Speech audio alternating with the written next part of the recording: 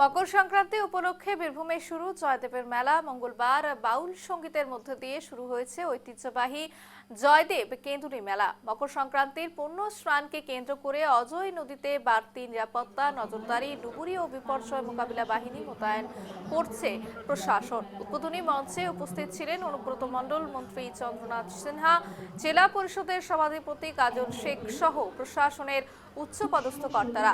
আজ মকর সংক্রান্তি এবং মকর সংক্রান্তি উপলক্ষে কিন্তু বাংলার বিভিন্ন নদীর ঘাটে উপচে পড়া ভিড়, বিভিন্ন জায়গায় মেলার আয়োজন।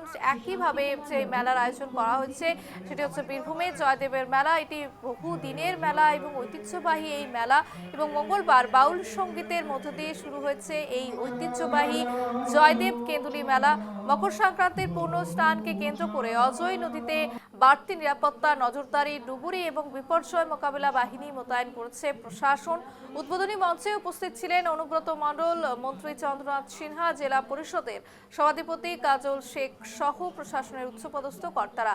একেবারেই মকর সংক্রান্তি উপলক্ষে কিন্তু সকলেই পূর্ণ স্নানের জন্য গঙ্গা বা যে কোনো যে স্থানীয় নদী রয়েছে সেই নদীতে স্নান সেরে তারপরেই অনুষ্ঠানে শুরু হয়, এবং তারপর মেলায় ঘোরা, পিঠে পুলি খাওয়া, বিভিন্ন মিষ্টান্ন খাওয়া এই বাঙালির রীতি। এবং সেই রীতিকে মেনেই এবছরও প্রতি বছর যেরকম মেলার আয়োজন হয় একই রকম ভাবে বীরভূমে জয়দেব মেলার আয়োজন করা হয়েছে, এবং একেবারে বাউল সঙ্গীতের মধ্যে দিয়ে গতকাল থেকেই শুরু হয়েছে এই ঐতিহ্যবাহী মেলা।